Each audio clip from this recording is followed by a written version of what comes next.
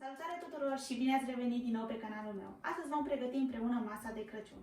Pentru început vom face o ruladă aperitiv, iar pentru ingrediente vom avea nevoie de 4 ouă fierte, 4 ouă crude, 300 de grame de cașcaval răzuit, 300 de grame de șuncă presată tăiată cu bulețe și puțin piper.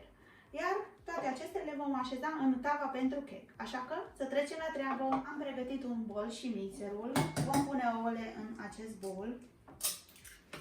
Iar acum vom mixa bine aceste ouă. După ce am bătut ouăle, vom adăuga șunca și vom amesteca bine.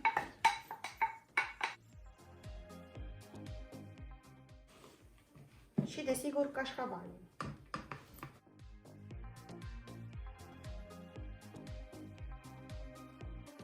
Iar apoi vom adăuga și puțin piper.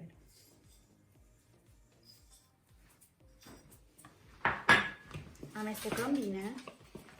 După ce ați amestecat foarte bine toate ingredientele, jumătate din acestea le adăugați în tava de cake.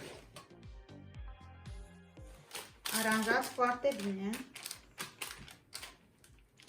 Puneți deoparte tava, luăm ouăle pe care le vom tăia în două și le așezați în tavă, așa.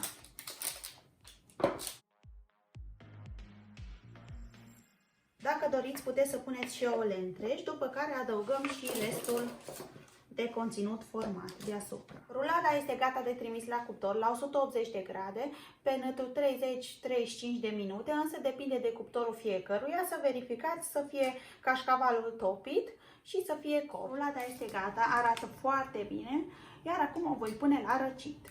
Cel de-al doilea aperitiv pe care îl vom prepara împreună este o ruladă în 3 culori cu brânză de vaci. Pentru ingrediente vom avea nevoie de 5 ouă, 5 linguri de făină, puțină sare, o lingură de ulei, jumătate de linguriță de oțet, pătrunjel, 100 de grame de margarină, o ceapă mică, 300 de grame de brânză de vacă, un plic de praf de coc și puțină cremă de gulaș. Așa că să trecem la treabă. Primul lucru pe care îl vom face, vom despărți albușul de gălbenuș.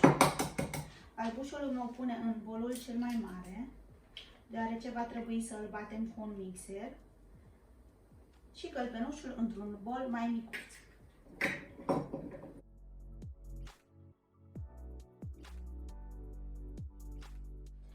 Pentru început, peste gălbenușul vom pune lingura de ulei și vom amesteca foarte bine. Vom adăuga praful de copt. Apoi punem oțetul peste și amestecăm. Iar mai apoi îl vom pune deoparte ca să crească. Peste albușul vom adăuga sarea și vom bate foarte bine cu mixer. Am terminat de bătut albușurile, trebuie să fie bătute foarte bine, să nu se mai miște compoziția în bol. Punem gălbenușul care a crescut foarte frumos peste albuș și amestecăm încet cu lingura. Amestecăm încet,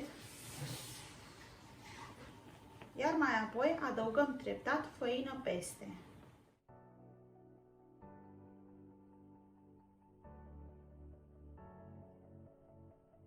Vom împărți aluatul format în 3.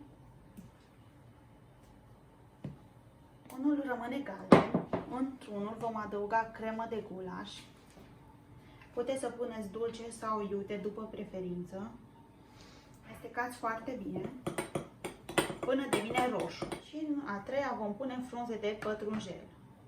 Dacă doriți, puteți să puneți și frunze de mărar. Am pregătit o tavă cu foaie de copt. Compoziția este gata, iar acum o vom așeza în tavă sub forma unei foi. Vom începe cu prima culoare, cea galbenă. O așezați pe margine.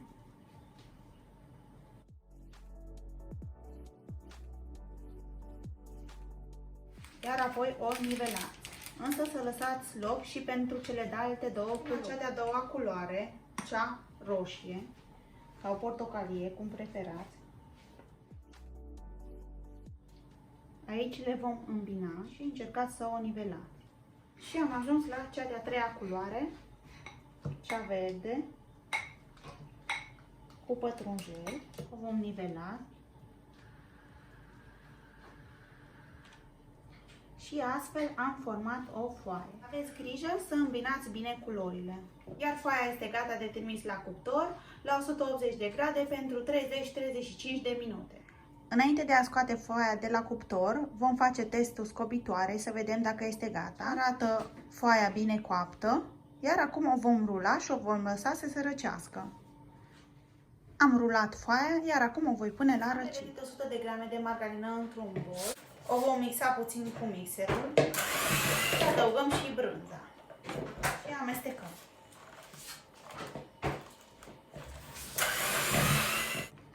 Am mai adăugat sare, ceapă răzălită și mărar. Trebuie să fie cremos rezultatul.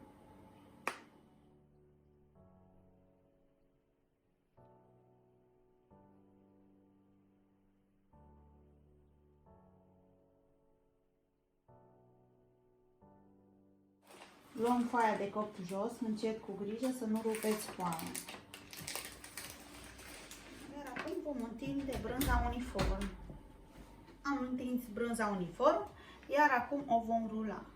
Rulați mai strâns.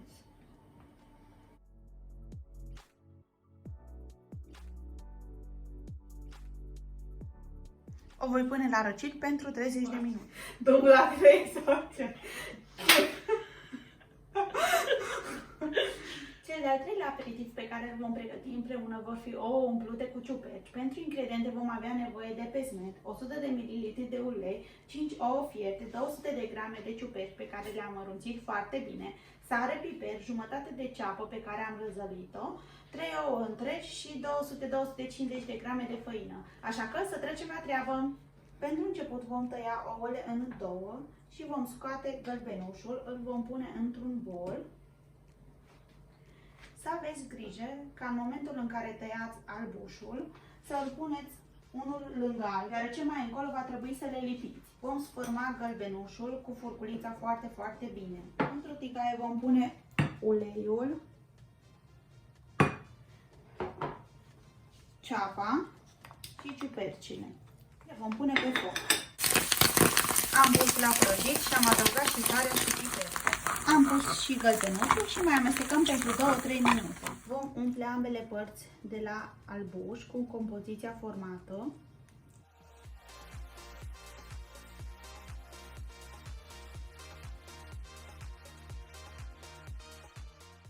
Iar apoi le lipim. Dacă aveți exces, puteți să luați cu linguriță. Aveți grijă, conținutul trebuie să fie o pastă consistentă. Adăugați la început puțin ulei și dacă considerați că mai trebuie, adăugați ulterior. Am pregătit 3 ouă bătute cu puțină sare și piper, pesmet și făină. Acum, ouăle le voi da prin făină, prin ou și prin pesmet. Și tot așa facem cu fiecare în parte, după care le prăjim. Ouăle umplute cu ciuperci sunt gata de prăjit. Cam acesta este rezultatul final pentru platoul de Crăciun. Am pregătit împreună 3 modele. Dacă v-a plăcut și acest video, nu uitați să dați un like, subscribe, să apăsați clopoțelul de notificare și ne vedem săptămâna viitoare cu un alt video. Poftă bună, pa, pa!